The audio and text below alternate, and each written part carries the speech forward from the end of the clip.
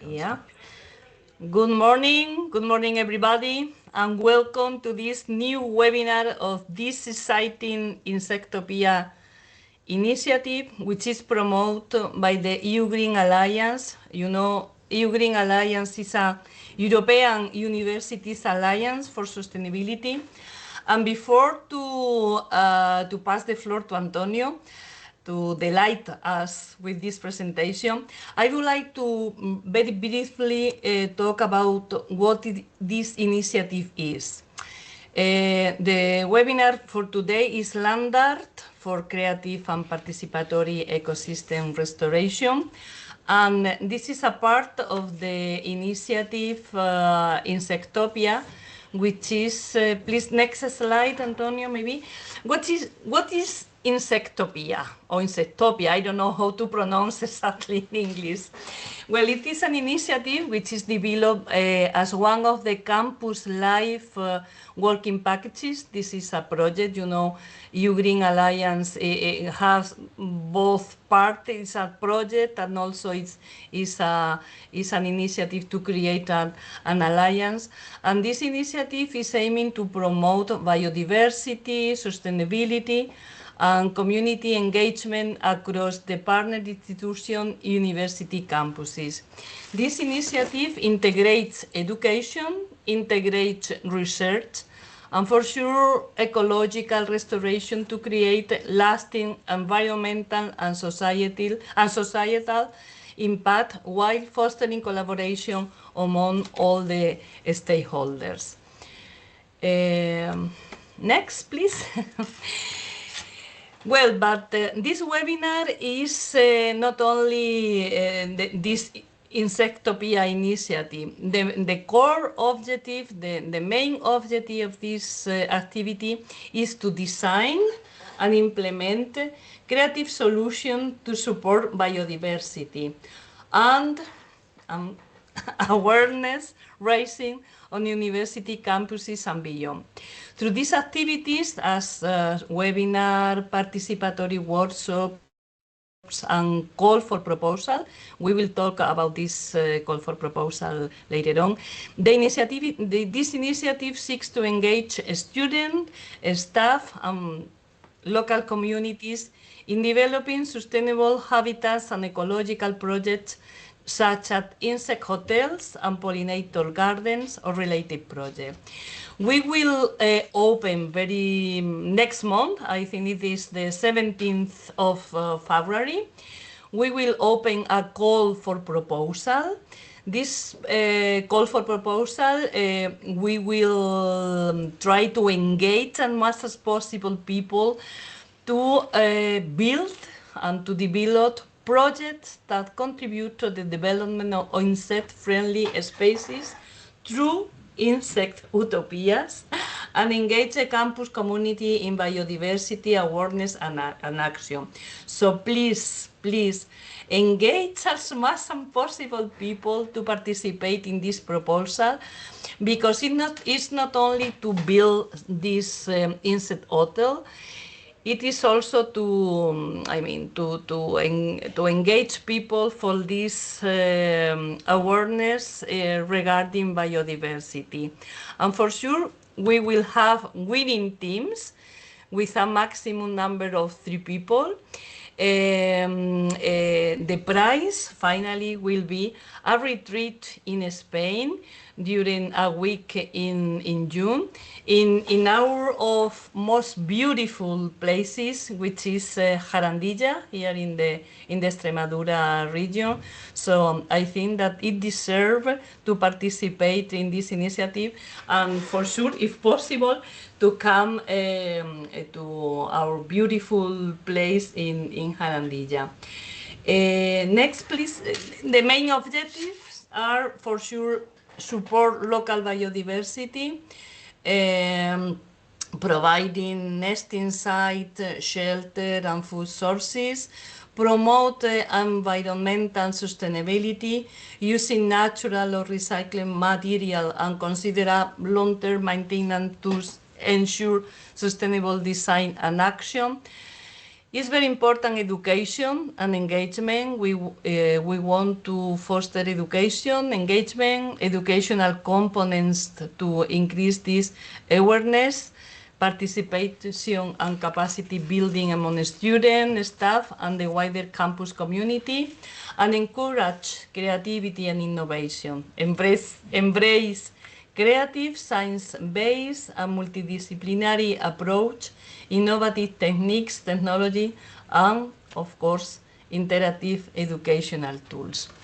And now I would like to give the floor to Antonio Román. Antonio is a very active member of EU Green Team at the University of Extremadura. He is a political scientist with a master's degree in rural development and a specialization in the integral management of the dehesa, which is the primary ecosystem of the southwestern Iberian Peninsula. He has contributed to European projects focused on adapting agricultural activities to climate change, fostering innovation to enhance sustainability in agri-food chains, and protecting and improving biodiversity. Beyond his professional endeavors, he actively engages in numerous artistic, cultural, and social initiatives that aim to create a positive impact on the environment. So, Antonio, the floor is yours. So, thank you very much for being here and for giving this webinar. Thank you very much, and thank you to all who are attending this webinar today. I would like to start saying that this is like a dream that is becoming true today for me, to share these land art initiatives that we have developed in the last years. So thank you to the University of Extremadura and to the EU Green Alliance to make it possible, because I really think that Insectopia is an initiative that is a joint initiative involving all the 9 universities of the Alliance, and the webinars that we are organizing is a very great example of collaborating and trying to work for a greater impact in terms of biodiversity, which is one of the pillars of our Alliance. So before start with this webinar, I would like to start reflecting what will be land art. And for that, I will share an experience we have developed 3 years ago. And during the webinar, we will analyze the success of a soil and ecosystem regeneration project through participatory planting. The idea is that this kind of pollinator or insect gardens will attract them, and while we create inspiring insect shapes, like a Landart project. So these initiatives, these projects aim not only to raise awareness on the importance of pollinators, but also promote creativity, motivate participants to do research, to analyze science-based documents, and also to have an impact on social, cultural, and environmental from those perspectives. Again, the main aim of this webinar is to inspire future proposals for the Insectopia call for proposals, because we expect that some of them, or most of them, will integrate some gardens, some planting that will be suitable for the life of different insects in the different ecosystems of our alliance. So again, land art, creating inspiring sculptures in the landscape. So that's why land, we are working in different landscapes. Our campuses have big green areas, and they are also landscapes. So we will develop innovative and participatory creative activities that will combine art, nature, and community engagement. This is land art, and I think we all agree that this will be great to be implemented in our campuses. So just to have the general picture, what we will achieve, what we are aiming to, is to develop art with purpose. So we can create any kind of sculpture, but since we are developing this Insectopia initiative, it will be great to think about art based on insects, because insects have amazing and inspiring shapes, as we could see in the previous webinar. Architectural spaces, like most or more famous architectures, have been inspired by insects. So we can also be inspired by them to create our different sculptures. It will have a participatory approach, so we will engage with diverse groups such as associations, schools, any individual interested in the topic. And we aim not only to increase biodiversity, but also to create educational tools and inspire others to continue this important action for the sustainability. So I will share a very short video that was filmed in the project we implemented. All the pictures that will be used during the presentation are based on this initiative, the regenerative butterfly. This was back in 2023, where different students, associations participated in the creation of this regenerative butterfly. So I hope you can see the video. Can you see the video, Raquel? Yeah. Yeah. So while we see this video and we see we created a 4 square hundred butterfly, you can see it with a drone with a number of people.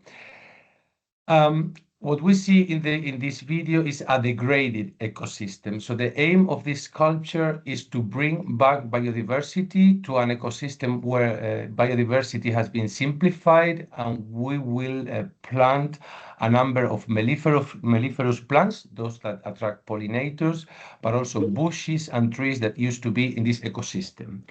That means that we know what the ecosystem is about, we know the needs of the ecosystem, and we are implementing something that is not only beautiful, but useful for the ecosystem. And this is key.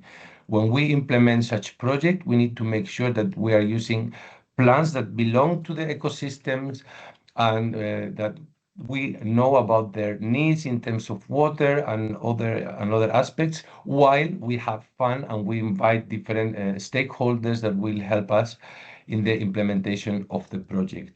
So this is to be cleared and to make you aware, if you decide at some point to implement these kind of projects, we need to make sure that we are considering the climate conditions and the ecosystems we are working within. So I will stop the video because it will take a couple of more minutes, but it's not needed. I just wanted you to have an example and to inspire what could happen in our campuses. Okay, so can you see the presentation again?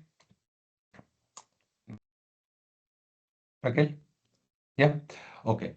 Yeah. So let's see what would be the steps to follow if we decide to submit a proposal and then we are selected. So again, we need to study what ecosystem, what are the needs, what are our objectives.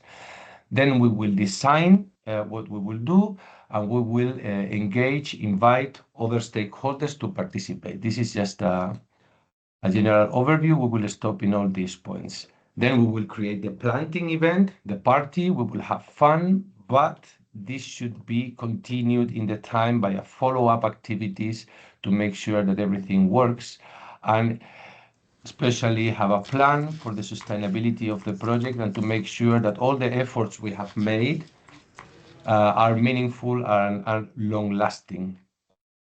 So let's start by the first one, study. We will analyze the site. What local insects should be there? For that, in our universities, we have researchers that are doing their research, and we have associations, and we have public documents that we can consult. But it's not that we will just create a nice garden. We will need to make sure that we know what we are doing and we are science-based decisions made. Once we have the study and we have like the whole picture, we will make a design. Where are we going to make it? What are the conditions, and how we would like it to look like? In this case, again, it's a 4 square hundred butterfly that we created in a very degraded ecosystem.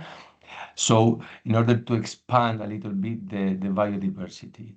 So this should be inspiring and also be helpful for the awareness raising, which is one of the main aims of our initiative. If we create a grasshopper or a dragonfly, will be also great. And the idea will be that what is the message we want to send with this kind of shape to those participants and to those who will visit the project afterwards. Again, as Raquel mentioned, even these initiatives are meant to happen in the campuses of the EU Green Alliance. We want to engage with other companies, associations, researchers, farmers, and all those who can bring not only help and support for planting, but also their knowledge, their experience, and their needs. This is key. So we start a conversation with them, and once we have like a group of people to implement it, then we organize an event that should have not only this planting, but also the knowledge exchange and active listening to those who will participate, especially farmers or researchers or those who have a need in terms of biodiversity loss or the impact that the loss of biodiversity can have in their activities or in their research or exchange. Okay, so then we have the event, we have the party, we have already the garden created, and we need to make sure that this will be working in a nice way. Because now, for example, in the picture you can see we have a number of plants in an area that, as you can see, is very degraded, the soil is very poor. So these plants will need to be watered.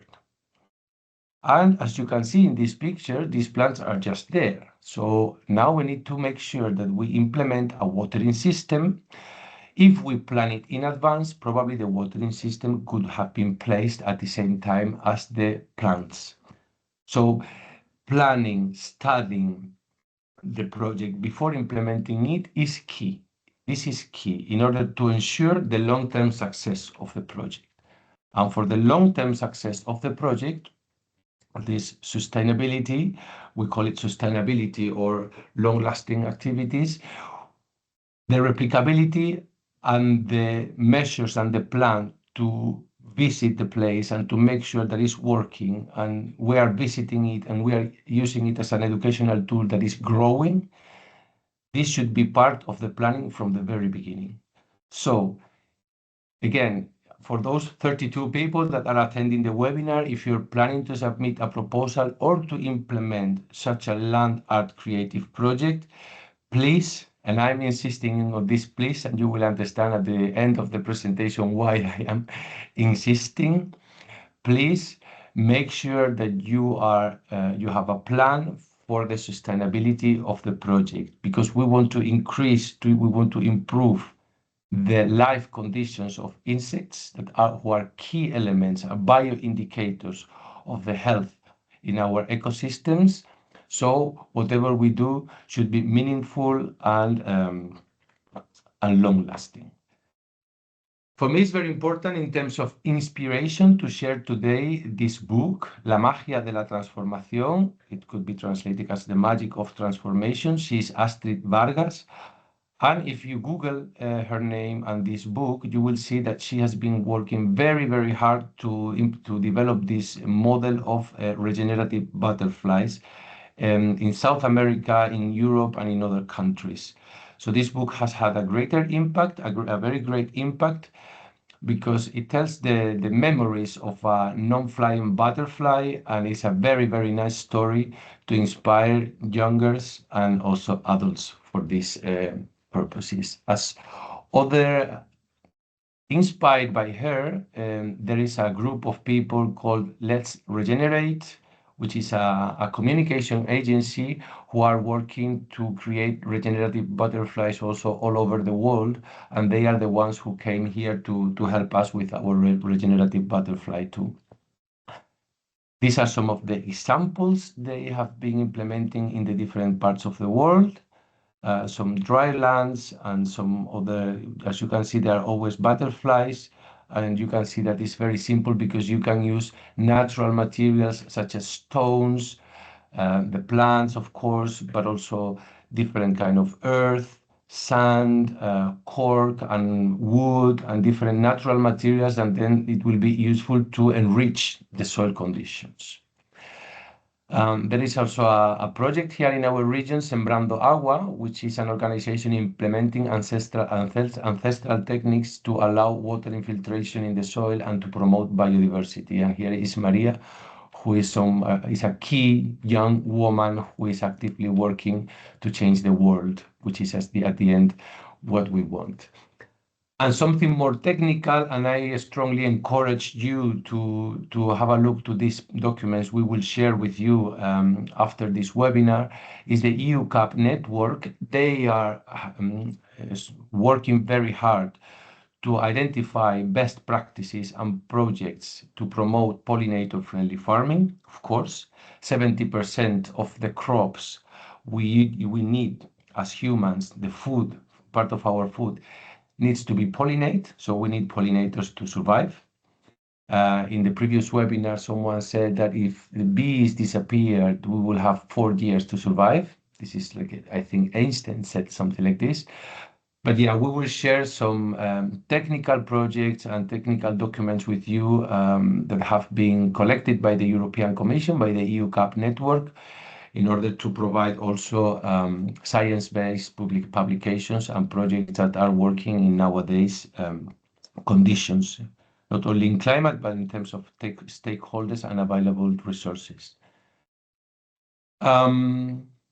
The key stakeholders for these projects, on one hand, I don't know if you are familiar with this, but public nurseries, they are expected to provide plants for this kind of pedagogical tools, educational tools, awareness raising initiatives. So if you at some point decide to start one of these projects, public nurseries are key stakeholders, and you can submit an application where you express the need of plants and the purpose you have with your initiative, and then after some time you will receive an answer and the plants will be probably provided.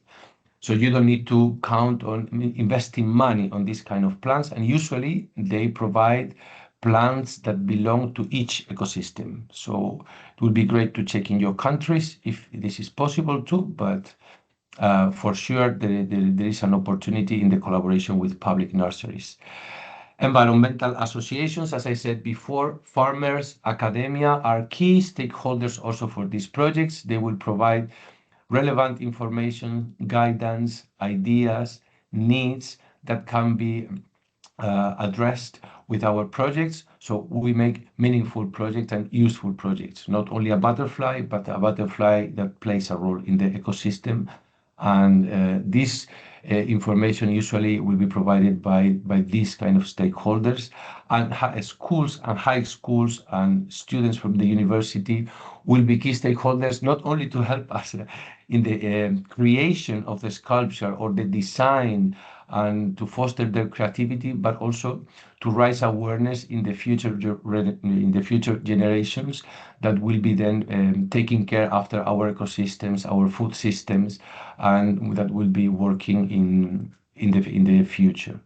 And of course, the key stakeholders are insects. As soon as we create something that is useful and it provides food, nesting opportunities, shelter opportunities, water, they will come, they will reproduce, and they will start playing their role in the ecosystem. So these are the key stakeholders. And just to conclude, the presentation will not be very long. The mistakes, lessons learned. This is very important, and this is why I am insisting that the design of the Landart project and the planning and the study of the climate conditions is key in order to ensure the success of the project. Why am I saying that? The beautiful butterfly you saw now has disappeared. All the plants died, unfortunately. And it is important for me to share this experience because we invested so much time, so much effort in creating this project. I was thinking if I should share this or not. Yesterday I went to visit it, and due to the floods last spring, it rained a lot. This area that you see there on the left picture It's very degraded, it's almost desert, but it rained a lot and it was flooded for some weeks. That means that those plants that are more adapted for desert condition or for dry lands could not survive after the rain. So around 1,200 plants died, unfortunately. And we don't want it to happen in the projects that will be implemented in the campuses. So we need to make sure in the plans what are the raining conditions, what are the temperatures, what are the watering needs. So we make meaningful pollinator gardens. And those pollinator gardens will have some structures for the nesting of the insects. We'll have some structure for them to cover themselves to as refugees, but we don't want it just to be beautiful. Sometimes it doesn't really need to be beautiful, it needs to be useful. So again, please consider that the hot insect hotels created should be placed in the right way and surrounded by the needs of those insects. Otherwise, uh, it will happen as in many insect hotels that we can see in the gardens, that they are just there as a decorative element, but they are not really playing their role. And the aim of Insectopia is to really focus on the presence of those elements in biodiversity that are declining. There are less and less, and we want to bring them back. And very important, again, as a follow-up activity that was mentioned before, um, the proposals or the plans for the maintenance could include some kind of follow-up technologies like sensors or any technologies that will help us to make photographs to make sure that the insects are there, what kind of insects, if it is working or not. So this is something that could be also integrated. And from my side, this is all. This is the experience we have. Again, thank you very much for this opportunity because I'm very happy that I had the chance to share this with all of you. And hopefully, you will be able to implement or to submit proposals for this participatory ecosystem restoration based on creativity and art. So thank you very much. It would be great if you have any questions, but if not, yeah, this was the experience. Thank you. Thank you. Thank you very much, Antonio, for this gift to us. Today is the birthday of Antonio, so My birthday. so instead of giving you a gift, you gave us the gift with this presentation. So thank you very much. I don't know if there is some question. Yeah. Okay. Jesus, please. Yes, thank you for the beautiful presentation and inspiring ideas, first of all. And my question is about basically the presentations that I don't know, was it last Thursday or something? I mean, I know there's been several sessions, but I attended just one last week, okay, and the one for today. Any like a PDF file or something with all the details so that if we want to join and things, will they be distributed to or something? Okay, that was my question. Thank you. Thank you. Yes, we are working now in the upload of those, the previous webinars and all the references and publications that have been shared by the speakers, and they will be made available in the Insectopia website, in the EU Green Alliance website. So everything will be available there, and we will inform you as soon as this is available. So it will be accessible for everyone. The idea is that all those resources will be helpful for the design and the submission of the proposal for the call for proposals too. Thank you. Thank you very much. Gemma? Yes, very briefly, I wanted to congratulate Antonio. Thank you so much for a great presentation and congratulations on your birthday. And also Raquel, because you both have been investing so much time and energy in order to organize these events. I have to say that I am very, very pleased because I know that some students from our different universities are present here today from Extremadura, but also from some of our partner institutions. So I'm very happy because we are not only reaching our staff and researchers, but also students. So yes, thank you, Antonio and Raquel and the rest of the teams for these interesting presentations. Basically that, thank you. Thank you very much. There is a question in the chat. I don't know, Antonio, if you can read it. Is Sarah Lecoq?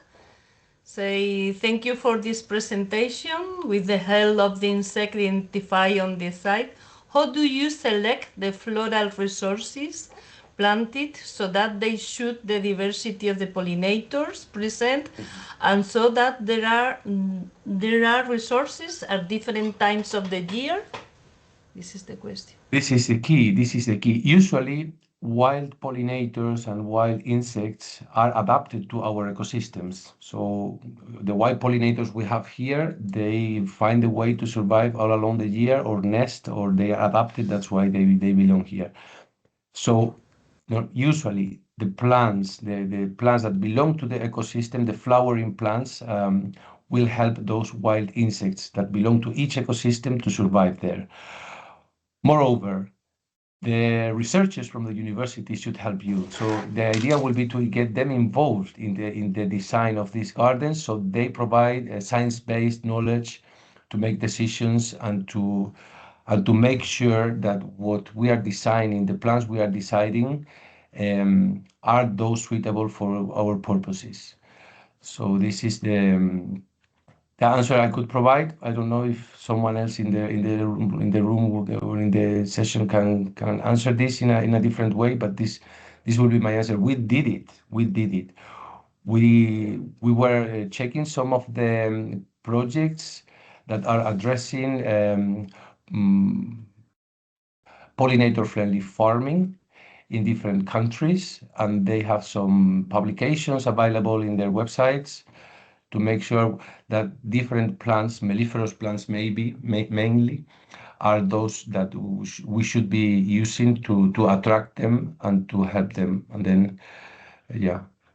A very important lesson I would like to share with you, a lesson learned, is that at least, let's say in Italy, in the partners of the EU Alliance, Italy, Spain, Portugal, during summer, we need to water those plants. So whatever we plant, we need to implement a watering system. Otherwise, it will die. And since it rains a lot in some other periods, we need to make sure that those lands will not be flooded, will not be full of water. Otherwise, it will not work also. This is two key lessons learned. Okay. There is another question, Stefania Portioli. Is there some kind of database to check with insects are native to a specific area and the related plants that support their resistance and reproduction?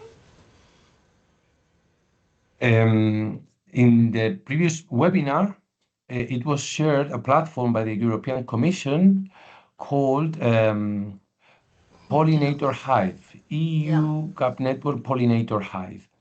There, they provide information about answer to this specific question because they have a map, and in the map, in the different regions, you have comprehensive information about those insects, pollinators, and then the connection with the different plants. And they also have a kind of help desk, no? We can submit requests.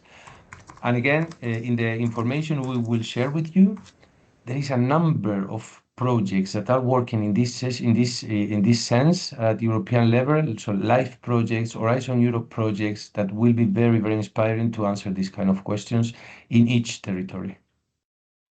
Thank you very much for the question.